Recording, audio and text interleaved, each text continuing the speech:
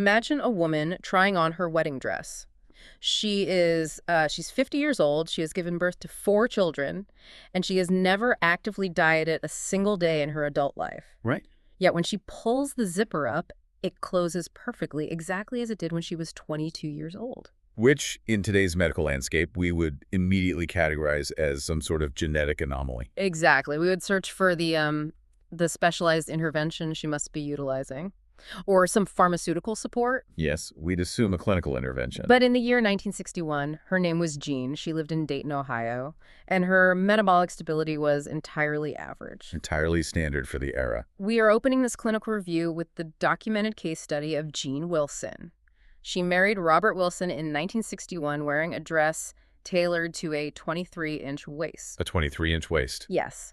And the central clinical focal point of our deep dive today is that 28 years later, in 1989, she wore that exact same dress, with the exact same 23-inch waist to her daughter's wedding. It is a profound and, frankly, highly disruptive baseline metric for anyone studying the biology of aging. I mean, over 3 decades, Jean maintained a state of absolute metabolic equilibrium. Right.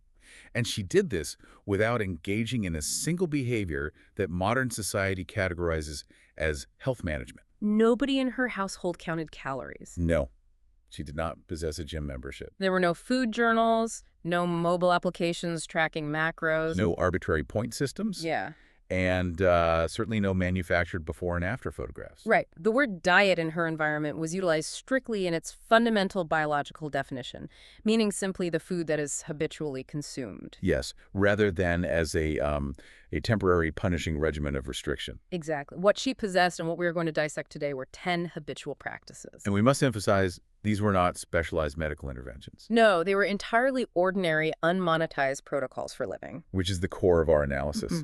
To conduct this deep dive, we are synthesizing decades of historical dietary data. We have the specifics of Jean Wilson's life, and we are pulling from a stack of peer-reviewed literature. Yes, data from the American Journal of Clinical Nutrition, the Journal Science, Public Health Nutrition, and Cell Metabolism. And our mission today is explicitly directed at those of you listening who are over the age of 60. This is critical. We are broadcasting an urgent health warning and detailing a strict body maintenance protocol. Because here is the clinical reality you must confront. The biological requirements of your human body have not changed a fraction of a percent since 1961. Not at all. What has changed is the commercial environment engineered around you. We are going to extract the critical biological protocols for longevity and metabolic health that Jean relied upon. Protocols which have since been systematically dismantled by multi-billion-dollar industries. That systematic dismantling is exactly where we must focus our clinical attention today. Absolutely. Because for the aging population, understanding this environmental shift is not a matter of cultural nostalgia. No, it's not about missing the good old days. It is a matter of urgent medical necessity. The modern food environment has been meticulously engineered to extract financial profit from manufactured hunger. Manufactured hunger. Yes. And if you are over 60, your body simply does not have the metabolic margin of error to survive this environment, not without severe physical deterioration. Which brings us to the central thesis of this clinical review. I want you, the listener, to pay close attention to this point. It's foundational. What we currently label as a decline in discipline among the aging population, Right. or what we passively dismiss as the natural, inevitable consequence of getting older, is largely incorrect. It is medically inaccurate. It is, in fact, the biological fallout of existing within an environment structurally designed to disrupt your metabolic function. Precisely. We are going to break this down by looking first at the foundational elements of consumption, not what is being consumed, but when. The temporal aspect of eating. Right. We must step into the biology of fasting, satiety, and predictability. Let us begin with the 10th habit observed in Jean's life, Which was the complete and total absence of snacking. The historical record is entirely clear on this metric. Jean never snacked. Never. The kitchen in her home operated under a strict biological protocol. And it required absolutely no mental willpower or enforcement to maintain. Because food was consumed exclusively at scheduled meal times. Between those designated periods, the kitchen was effectively non-operational. Right. And for you, the listener focusing on maintaining joint health, cardiovascular function, and metabolic stability past the age of 60, this is a critical physiological concept to grasp. Hunger experience between meals was not treated as a medical emergency. No. It didn't require the immediate intervention of a carbohydrate-heavy cracker. It was recognized properly as biological evidence of a functioning digestive cycle. Exactly. I want to push back on how normal this constant snacking feels to us today, because the data reveals a jarring historical timeline. It really does. In 1960, the American snack food industry was practically non-existent. Snacking was not a recognized category of adult human behavior. It was entirely foreign to adult metabolic rhythms. The introduction of specific commercial products marked the beginning of this metabolic disruption. Doritos, for instance, were introduced to the mass market in 1966. Right. Pringles followed shortly after in 1968. And today, the snack food category alone is valued at $18 billion. We must analyze how an industry achieves an $18 billion valuation from a behavior that, frankly, did not exist 60 years ago. How did they do it? They achieved it by first manufacturing the very hunger that makes continuous snacking feel biologically necessary, And subsequently selling the consumer the engineered product designed to fill that artificial void. I see. The modern grazing lifestyle is fundamentally incompatible with the optimal metabolic function of older adults. Let me stop you there, because we need to be very precise about why grazing is so detrimental to an aging body. Consider the aging digestive tract as a complex biological engine. Constantly grazing throughout the day is akin to flooding that engine with low-grade fuel while it is still actively attempting to process and clear the previous load. That is a very accurate clinical analogy. The inevitable result of this continuous processing burden is not just weight gain. No, it is systemic cellular fatigue. Why does the engine stall out? What is happening biologically? It stalls because you are overriding the migrating motor complex. Explain that for the listener. The migrating motor complex is a biological mechanism that sweeps residual undigested material through the digestive tube. Like a structural cleaning phase. Yes, but here is the critical factor. It only activates when the stomach is entirely empty.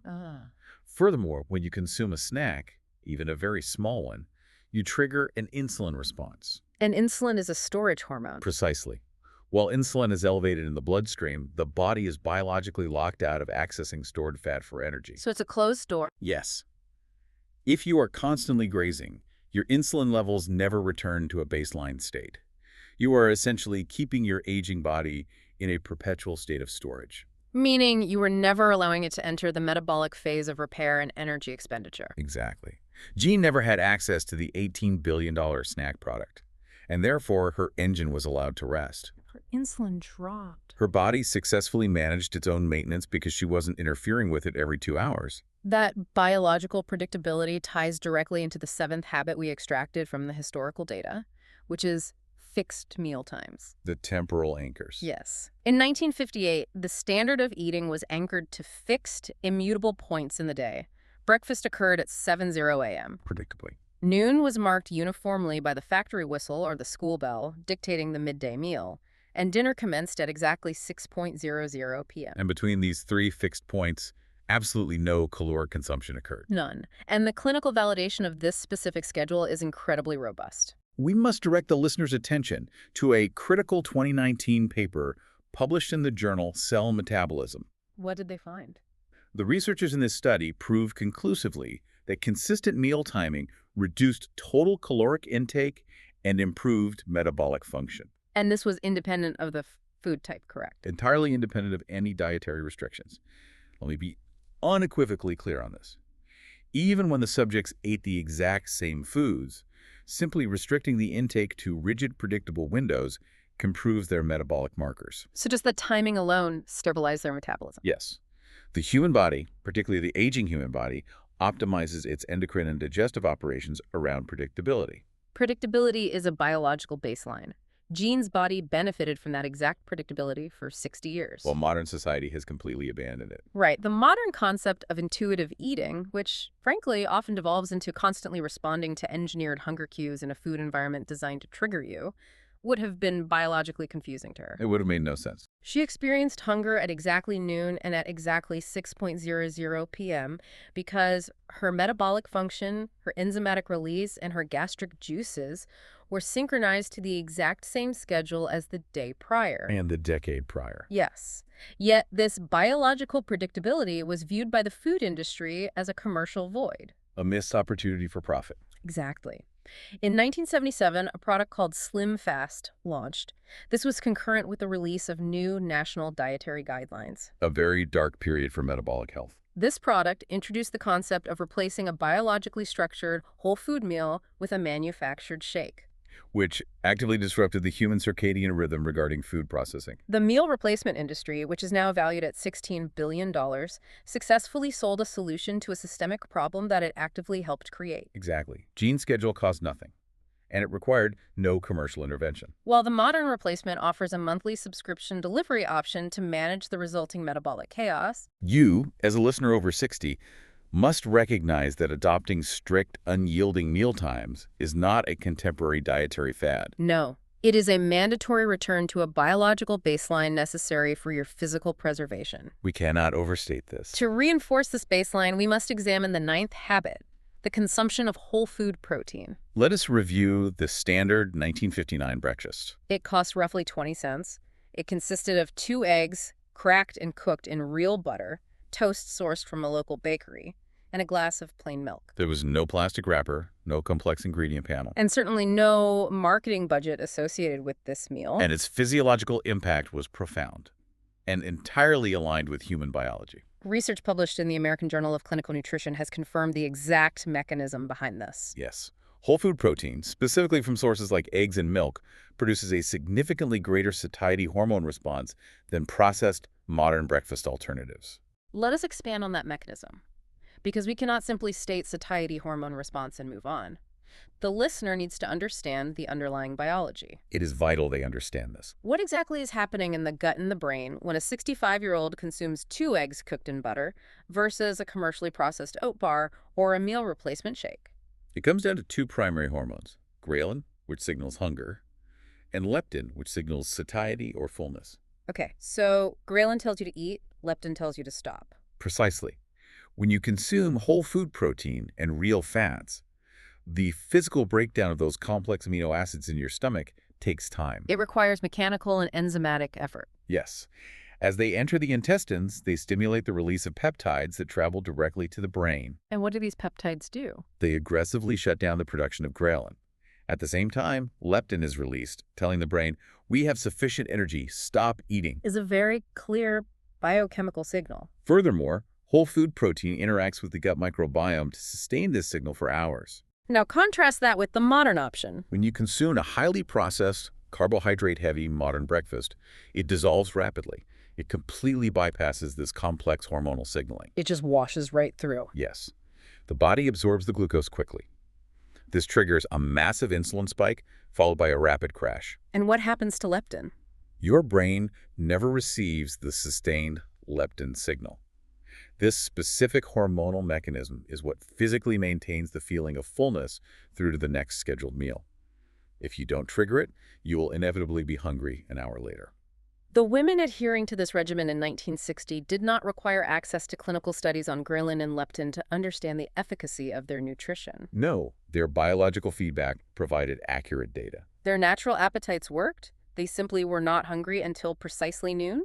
Because the hormone signaling was intact. Today, that 20-cent hormone-stabilizing meal has been aggressively replaced by a $35 billion breakfast-on-the-go market. The transition from whole food protein to processed morning supplements represents a severe degradation in your satiety hormone response, It leaves your aging body perpetually signaling for more nutrients. which, clinically speaking, is what drives the $18 billion snack industry we discussed earlier. It is a closed loop of profit extraction. Absolutely. We have established the critical importance of when the body should process food and the hormonal necessity of protein. Yes, and we must now transition our clinical review to the physical and spatial cues that dictate volume. This is section 2, the architecture of caloric density. As metabolic rates naturally shift and decrease with age, the spatial cues that trick the brain into overconsumption become a paramount danger. A very real, very physical danger. We will examine habit number 8 from our case study. Plate size. Let us contrast the physical dining environment of 1961 with today. The physical environment is just as manipulated as the food. Jeans dinner plates, typical of the era, we're talking about Fiestaware, Melmac, or sprigged white china, measured exactly 9 inches across the diameter. 9 inches. Yes. You can generally only find these specific dimensions in antique shops today. Because the modern standard dinner plate utilized in homes and restaurants has expanded. Drastically. It is now 12 inches. The geometric reality of this expansion must be analyzed carefully. Please break down the math for the listener because it's staggering. A 3-inch increase in the diameter of a plate sounds clinically insignificant to the layman. However, mathematically, it yields roughly 50% more surface area. 50%. Yes. Consequently, a full plate in 1959 held a mathematically and meaningfully smaller volume of food than a full plate today. It's not just a minor increase. No, this is not a trivial cosmetic change in home decor. It is a structural manipulation of human behavior. I have to stop you there because I know what the listener over 60 is thinking right now. What is that? Are we seriously suggesting that a 3-inch difference in plate size overrides our actual biological feeling of being full? Yes, we are. But it sounds too simplistic. If my stomach is full, my brain should know it, regardless of what the porcelain underneath the food looks like. How can visual geometry override gastric biology? That is a crucial question, and it speaks to a documented behavioral nutrition phenomenon. It is classified clinically as the portion size effect. Explain the biology of this effect. Here is why visual geometry overrides the stomach. The visual processing center of your brain, connected via the optic nerve, registers the visual cue of a full plate immediately. So instant data processing. Yes, it sends a signal of abundance to the hypothalamus before you even take your first bite. The brain says we have enough. Conversely, the physical stretch receptors in your stomach wall, which measure actual volume, operate on a severe delay. How much of a delay? It takes approximately 20 minutes for the vagus nerve to transmit the signal from your stretching stomach to your brain that biological satiety has been reached. 20 minutes. So within that 20-minute delay, you are entirely reliant on visual cues. Exactly. If you were eating from a 12-inch plate, your brain looks down, sees empty space on the plate, and registers scarcity. Even if there is a massive amount of food there. Yes. It encourages you to continue eating rapidly to clear the plate. And in the 20 minutes it takes for your stomach's stretch receptors to yell stop, an individual can consume hundreds of excess calories. Which is catastrophic for an older metabolism. For the aging body, failing to recognize and correct for this delayed neural signaling guarantees a state of chronic caloric surplus. In 1961, what restaurants served and categorized as a large portion would universally be listed as small at every modern chain restaurant operating today. Universally. In Jean's kitchen, the 9-inch plate provided the correct visual data to her optic nerve. The plate was full, so the brain registered abundance immediately. And no one left the table feeling deprived, because the plate told the correct biological story to the brain while the stomach caught up. That dimension remained the standard until the commercial sector realized there was immense financial profit in altering it. Is it accurate, then, to state that the modern food industry is essentially practicing a form of architectural engineering against our biology? Yes, it is completely accurate. They are designing spatial environments that deliberately exploit the latency of our natural regulatory systems. But the structural engineering goes far beyond the porcelain. Much further. It extends into the cellular architecture of the food itself. This is evidenced when we analyze habit number 2, the act of cooking from scratch.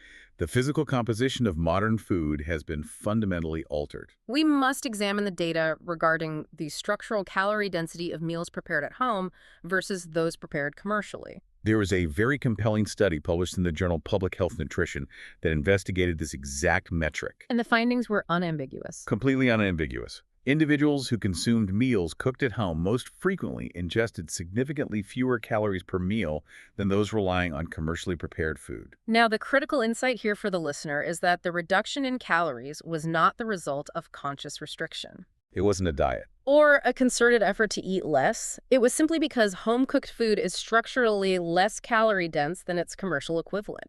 The preparation itself acts as a protective metabolic barrier. How so? When a meal is constructed from raw, intact ingredients, the cook inadvertently controls the density. There are no highly refined modified starches or chemical emulsifiers introduced into a soup when it's derived from an actual chicken carcass and raw vegetables. Whereas commercial foods are loaded with them. Yes. Those industrial additives are used universally in commercial food prep to extend shelf life and enhance texture. But what do they do in the body? They bypass the gut's normal satiety sensors because they are essentially pre-digested by machinery before they ever enter your mouth. To illustrate the severity of this structural alteration, let us look at a fundamental human staple: bread. A perfect example. In 1955, standard household bread contained exactly 4 ingredients: flour, water, yeast, and salt. That's it. If we examine Wonder Bread, or any leading commercial equivalent in the year 2024, the ingredient list has expanded to include over 30 distinct components. Including dough conditioners, artificial preservatives, and added sugars. Jean consumed the 4 ingredient bread and the real butter applied to it daily. Her physical dimensions remained unaltered for decades. Because the 4-ingredient bread required her digestive system to do the mechanical work of breaking it down. It wasn't pre-digested. Exactly. This created a slow, steady release of glucose into her bloodstream. The 30-ingredient modern bread acts more like a metabolic bomb. If you are over 60, your metabolic rate simply does not allow for a margin of error regarding structural calorie density. It absolutely does not. The most effective, immediate medical intervention you can make today does not happen at a pharmacy.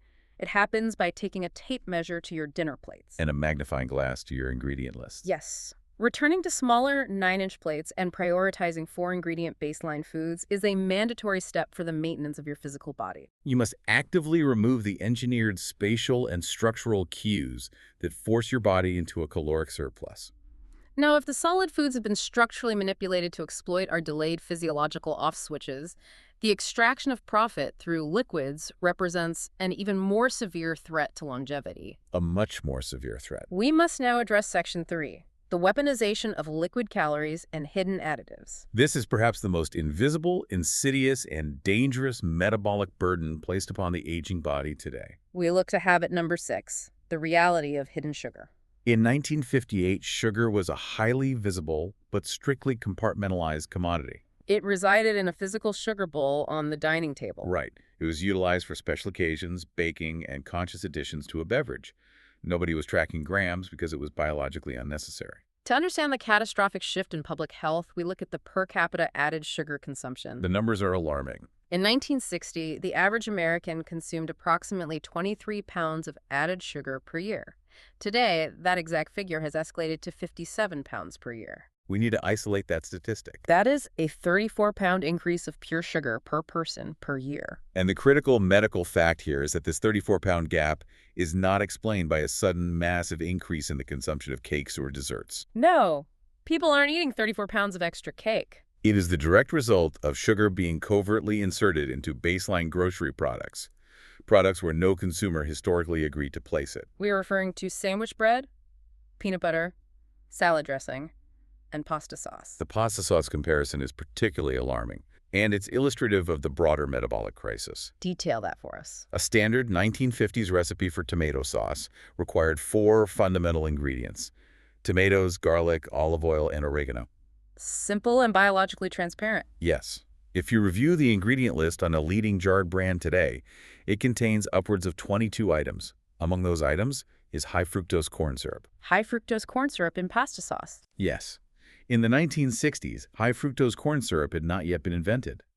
The older generation's metabolic systems were never evolutionarily required to process it as a daily additive. I want to clarify why this specific additive is so destructive. It is vital to differentiate it. Because to the layman, sugar is sugar. Why does it matter if the sweetness comes from a tomato, cane sugar, or high fructose corn syrup? Clinically, sugar is absolutely not just sugar. We must look at how the liver processes these different molecules. Explain the liver's role here. When you consume glucose, which is the standard energy source found in complex carbohydrates, every single cell in your human body can utilize it for energy. Your muscles use it. Your brain uses it. Exactly. Oh, However, when you consume fructose, particularly in the concentrated fibrous form of high fructose corn syrup, only one organ in your entire body can metabolize it: the liver. So the entire metabolic burden is localized to one organ. Precisely. When an aging liver is flooded with high fructose corn syrup from pasta sauce, salad dressings, and beverages, it cannot process it into energy quickly enough. It gets overwhelmed. Yes, it is forced into a biological process called de novo lipogenesis. Meaning the creation of new fat. Exactly. The liver converts that fructose directly into triglycerides, which leads directly to non-alcoholic fatty liver disease and systemic insulin resistance. This is a profound warning for anyone over 60. What sugar provided in Jean's era was genuine pleasure, precisely because of its rarity and its natural context. Huh. Today, the food environment has been fundamentally reorganized. It is a state of involuntary consumption. Involuntary, yes. Avoiding sugar now requires active, exhausting discipline. You, the listener, are unknowingly ingesting severe metabolic disruptors simply by participating in the modern food supply. And nowhere is this involuntary consumption more prevalent or more damaging to the liver than in the beverage industry. The human body possesses a distinct evolutionary inability to accurately register liquid calories as biological sustenance. They do not trigger the stretch receptors in the stomach in the same manner as solids. And more importantly, they completely fail to trigger the leptin response we discussed earlier. Right. You can consume 1,000 calories of a sweetened beverage, and your brain will still signal hunger. This allows for massive, unimpeded caloric intake. Let us examine the historical beverage baseline, which comprises habits 5 and 4 from our case study: water, plain milk, and black coffee. In Jean's era, the table was remarkably simple. Milk was delivered in glass bottles, intact with its natural fats. Water with a default hydration consumed by adults. Coffee was consumed black or with a small amount of real heavy cream. Soda was a distinct rarity. A 1960s Coca-Cola was a 6.5-ounce glass product, typically reserved for a Friday night outing. Contrast that exact biological baseline with today's metrics. The modern standard Coca-Cola bottle is 20 ounces. And it contains 240 calories and 65 grams of sugar. The global beverage industry, which encompasses soft drinks, heavily caffeinated energy drinks, artificially sweetened coffees, and enhanced waters, is currently valued at over $300 billion. Every single dollar of that $300 billion industry replaced a biological requirement that previously cost nothing. True hydration, water. It cannot be trademarked or patented. To extract massive profit, the industry had to invent complex liquid formulations that could be monetized and sold as daily necessities. We must highlight the specific degradation of the daily coffee ritual. This is a striking example. In 1961, a coffee break was a 15-minute event. The beverage consisted of black coffee brewed from a percolator, poured into a small ceramic mug. The total caloric load of this event was exactly 2 calories. And the metabolic impact was a slight, beneficial increase in thermogenesis from the caffeine. Today, the global coffee shop market is valued at over $165 billion. Starbucks opened in 1971, and by the late 1990s, the modern coffee drink had been completely re-engineered. We are now seeing beverages carrying the label of coffee that contain between 300 and 600 calories. A product such as a grande pumpkin spice latte contains more total calories and more processed sugar than an entire complete lunch served in the 1960s. It is no longer coffee. It is a dessert, disguised as a morning ritual. We have historical documentation of Jacqueline Kennedy's protocol. Through 2 pregnancies, 8 years in the White House, and 30 years of demanding public life, her personal secretary noted she drank black coffee throughout the day without exception. It was not a specialized diet strategy. It was simply the universally accepted definition of coffee at the time. The clinical warning here must be delivered with absolute severity. The beverage industry recognized decades ago that a 2-calorie unpatentable beverage could not generate massive corporate profit margins. Therefore, they engineered what are effectively specialized sugar delivery systems. Heavily disguised under the branding of hydration, energy, and coffee culture. For a body over the age of 60, processing these liquid calories presents an unacceptable metabolic burden. The protocol we advise is absolute. You must return to water, plain milk, and black coffee. Your aging liver and endocrine system simply cannot sustain the continuous processing of trademarked liquid sugars without accelerating physical decline. You are fighting a multi-billion-dollar system designed mathematically to make your discipline fail.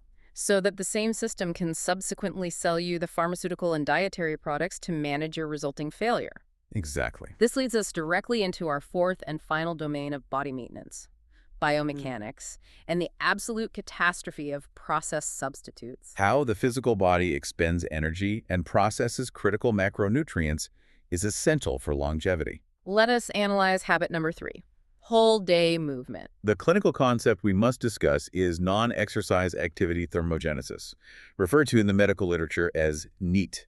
Break down NEAT for the listener. Research published in the journal Science has thoroughly documented that NEAT, which consists of the calories burned through ordinary, non-scheduled, subconscious daily movement, accounts for a massive variance of up to 2,000 calories per day between different individuals. Let us place that in historical context. In 1960, the word exercise was virtually unused outside of military training or professional athletics. Normal, everyday citizens did not perform scheduled, high-intensity workouts. They simply existed within a biomechanically demanding physical environment. Exactly. A standard morning routine for Jean involved making beds manually, carrying wet laundry in a basket to an outdoor line, and walking to multiple separate locations, the butcher, the baker, the produce, stand carrying those heavy goods by hand back to the home. Preparing a meal from scratch required standing on her feet for 2 consecutive hours. This lifestyle provided continuous, low-level physical exertion. The subjects in that era were burning those 2,000 calories of daily variance naturally. Their joints were continually lubricated by low-impact movement. Their cardiovascular systems were gently taxed throughout the day. Today, the American fitness industry is valued at $35 billion. It charges you a monthly subscription fee in an attempt to replicate the exact baseline movement that older generations acquired for free. Simply by navigating their physical neighborhoods and maintaining their homes. This raises a critical, practical question for you, the listener over 60. Yes, regarding physical capability. As mobility naturally changes with age, joint cartilage thins, and muscular recovery times extend, how can an aging body replicate the continuous 2,000-calorie NEAT burn of a 1960s lifestyle? Without relying on the physical strain and injury risk, often demanded by the modern $35 billion fitness industrial complex. Exactly. The clinical answer is profoundly important. You do not need high-intensity scheduled exercise, which can cause severe structural damage to an aging frame. So what is the solution? The solution is the intentional, aggressive reintroduction of low-level, continuous daily movement. Choosing manual tasks over automated ones? Yes, taking multiple smaller trips on foot, drastically reducing consecutive sedentary hours. If you sit for an hour, you must stand and walk for 5 minutes. However, this biomechanical expenditure is completely useless if it is not supported by the correct metabolic fuel. Which brings us to the most disastrous historical intervention by health authorities in modern history. This is habit number 1 from Jean's life, the daily consumption of real, unaltered fat. The cornerstone of cellular health. In 1955, women cooked routinely with butter, lard for pie crusts, whole milk, and real cream. They do this every single day of their adult lives. And as our baseline case study of Jean proves, they maintain their exact physical dimensions and cardiovascular health from age 22 to age 50 and beyond. The catastrophic disruption to this baseline occurred in 1977. Detail what happened in 1977. The United States Senate Select Committee on Nutrition published sweeping dietary guidelines. These guidelines officially recommended all Americans drastically reduce their total fat intake. Particularly saturated fat. Yes, this was a turning point for public health that decimated the metabolic stability of the entire population. Let us look at what happened next. The commercial food industry's response to these government guidelines was not to improve the quality of the food supply. No, or offer healthier alternatives. Fat acts as the primary carrier for flavor, moisture, and structural integrity in food. If you remove the natural fat from a cookie, or yogurt, or milk, you render the product physically unpalatable. It tastes like cardboard. To maintain the flavor profile and ensure continued consumer purchasing, the industry replaced the natural biologically active fat with manufactured, highly refined sugar. This single intervention birthed the low-fat product category, which is today a staggering $250 billion a year industry. We saw the immediate mass introduction of fat-free cookies, skim milk, artificially sweetened yogurts, and highly processed light margarines. The clinical data tracking the aftermath of this intervention is stark and completely undeniable. Within 15 years of the publication of those low-fat guidelines, American obesity rates began a steep vertical climb. A trajectory of metabolic disease that has not ceased to this day. I want to make sure the listener understands the profound irony here. The ultimate biological paradox. The women who maintained low body weight, stable insulin, and excellent metabolic health in 1955 were consuming saturated fat at almost every meal. The subsequent generations, who strictly followed the guidelines, systematically replacing those natural fats with processed, sugar-laden, heart-healthy, low-fat substitutes, did not achieve better health outcomes. They achieved the exact opposite. They triggered an epidemic of type 2 diabetes and metabolic syndrome. We must clinically dissect why those 1977 guidelines failed human biology. Saturated fats derived from single-ingredient sources are not the enemy of the aging body. They are structural necessities. Let's talk about the brain. The human brain is composed of nearly 60% fat. Cellular walls require lipids to maintain their structural integrity and manage the transport of nutrients.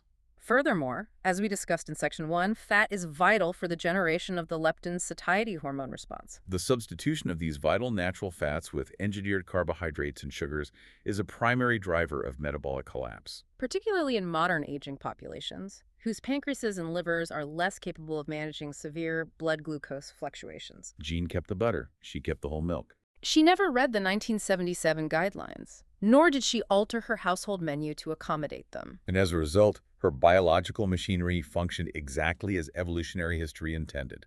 We urge you, the listener, to critically examine your pantry and completely reject the engineered low-fat substitutes that have demonstrably failed public health for nearly 50 years. Reinstating genuine single-ingredient fats into your diet is not a dietary luxury or a guilty pleasure. It is a strict biological necessity for the structural maintenance of an aging brain and body. The clinical evidence provided by this historical data set leaves absolutely no room for ambiguity. None. The human body's baseline physiological requirements for fasting intervals, spatial volume cues, plain hydration, continuous biomechanical movement, and natural macronutrient density have not altered a fraction of a percent since 1961. To conclude this clinical review, we return to the historical data regarding our initial subject. Jean Wilson. Jean Wilson passed away in 2011 at the age of 72.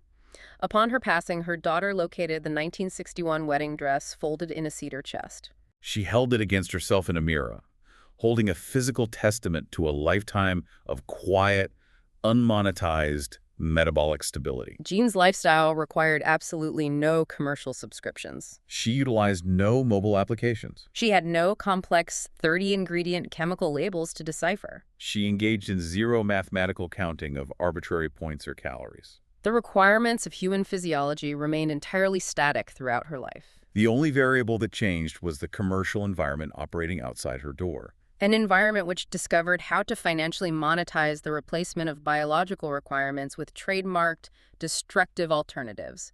We leave you with this sobering, imperative reality to evaluate as you analyze your own health protocols moving forward. A critical final thought. Consider that your body's aging process is not inherently flawed. Metabolic decline, systemic fatigue, and chronic weight gain are not the guaranteed mandates of your biology as you cross the age of 60. If you systematically strip away the multi-billion-dollar systems engineered specifically to manufacture your hunger, manipulate your spatial cues, and trademark your hydration, what natural vitality and physical stability remains hidden beneath the burden of the modern diet? It is entirely up to you, utilizing the clinical data we have outlined today, to reclaim your biological autonomy from an environment designed mathematically to profit from your decline. Ensure you do not mistake the intentional failure of an engineered food system for the failure of your own biology.